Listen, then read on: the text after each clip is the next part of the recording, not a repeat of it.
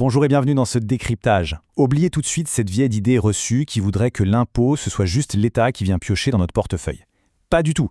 En fait, on va voir ensemble aujourd'hui que la taxation est un outil incroyablement puissant. Un outil qui sert non seulement à financer notre quotidien, mais surtout à réparer la planète et à corriger les gros ratés de notre système économique. Allez, c'est parti.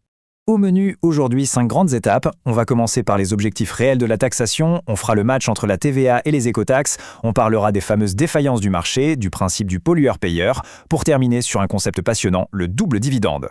On attaque tout de suite avec notre première partie, les véritables objectifs de la taxation. Bon, à la base, la taxation, qu'est-ce que c'est concrètement? C'est un acte économique très fort. L'État impose une charge financière. L'objectif numéro 1, le plus évident pour nous tous, c'est bien sûr de faire rentrer de l'argent dans les caisses. Et oui, il faut bien réduire le déficit budgétaire ou, plus important encore, financer nos services publics. C'est littéralement grâce à cet argent que l'État peut financer les minima sociaux, comme le RSA par exemple, pour aider ceux qui en ont le plus besoin.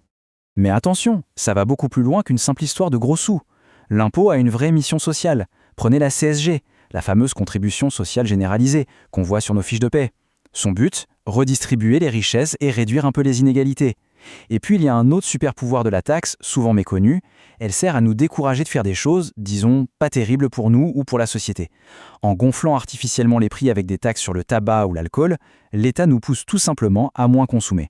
Bref, on modifie les comportements individuels néfastes pour protéger la santé et le bien-être de toute la collectivité.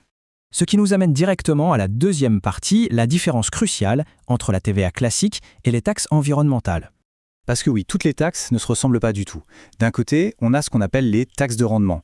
La star absolue dans cette catégorie, c'est la TVA. C'est juste un pourcentage ajouté au prix de votre baguette ou de votre abonnement Internet, conçu uniquement pour renflouer l'État, point barre. Elle n'essaie pas de changer vos habitudes. C'est exactement pareil pour la fameuse flat tax sur l'épargne. Mais de l'autre côté du ring, on a les taxes environnementales. Et là, l'ADN est totalement différent.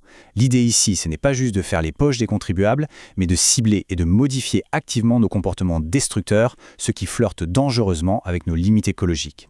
Et ça, c'est intimement lié à notre troisième point, les fameuses défaillances du marché. Alors là, accrochez-vous, on aborde un concept fondamental en économie, l'externalité négative. C'est vraiment le bug dans la matrice, l'exemple parfait d'un marché qui déraille complètement.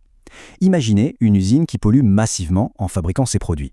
Elle dégrade l'environnement, mais elle ne paie absolument rien pour réparer les dégâts. Résultat des courses, le marché n'est plus du tout efficace. Pourquoi? Parce que ce pollueur transfère, ni vu ni connu, le poids de ses actions sur le dos de toute la communauté, et ce, de manière totalement gratuite. Regardez comment ça se passe en pratique sur cette diapo. Étape 1, notre producteur fabrique son bien, disons en rejetant des fumées bien toxiques, et il ferme complètement les yeux sur ce coût externe. Étape 2, quand il fixe son prix de vente, il ne compte que ses coûts privés à lui, le matériel, les salaires. Conséquence inévitable à l'étape 3, le bien-être collectif en prend un sacré coup. Au final, c'est la société tout entière qui paye la facture environnementale et sanitaire pour une production qui, sur l'étiquette, paraissait pourtant super abordable. Heureusement, il y a une façon de corriger le tir, et c'est notre quatrième partie, le principe du pollueur-payeur. C'est là qu'un certain Arthur Cécile Pigou entre dans la danse. C'est un économiste du 19e siècle, un des grands pionniers de l'économie du bien-être, qui a sorti de son chapeau une solution tout simplement brillante à ce problème, la taxe pigouvienne. À l'époque, c'était complètement novateur. Son raisonnement était implacable. Si le marché est aveugle et ne compte pas la pollution dans le prix de vente, eh bien c'est à l'État d'intervenir et de rajouter artificiellement ce coût via une taxe. Ce mécanisme ingénieux, on l'appelle l'internalisation. D'abord, l'État dégaine une taxe environnementale bien ciblée. Le but, forcer le pollueur à internaliser cette fameuse externalité négative. En gros, le coût social de la pollution est enfin intégré de force à la facture. Et là, c'est mécanique. Face à ce nouveau prix qui fait beaucoup plus mal au portefeuille, les acteurs économiques n'ont pas d'autre choix que de changer de comportement. Les produits très polluants deviennent plus chers pour vous, moins rentables pour eux, et donc on en produit, on en consomme beaucoup moins. Et ce fameux principe du pollueur-payeur, il est très concret de nos jours. Pensez aux géants miniers et pétroliers qui doivent payer des redevances salées. Pensez aussi à la taxe intérieure sur la consommation de produits énergétiques qui vient gonfler le prix des énergies fossiles à la pompe. Et le truc génial, c'est que ça marche vraiment. Cette pression fiscale pousse massivement vers des choix plus verts. On le voit avec l'explosion absolue des ventes de véhicules électriques ou encore la multiplication des travaux d'isolation thermique dans les maisons. C'est la preuve que la taxe agit comme un énorme coup de pouce vers la sobriété. Ce qui nous amène enfin à notre cinquième et dernière partie, la cerise sur le gâteau, le double dividende. Alors ça, c'est la situation gagnant-gagnant par excellence. Regardez un peu ce tableau. D'un côté, on empoche le dividende écologique. Une baisse bien réelle des comportements néfastes, moins de pollution, moins d'émissions. C'est déjà super.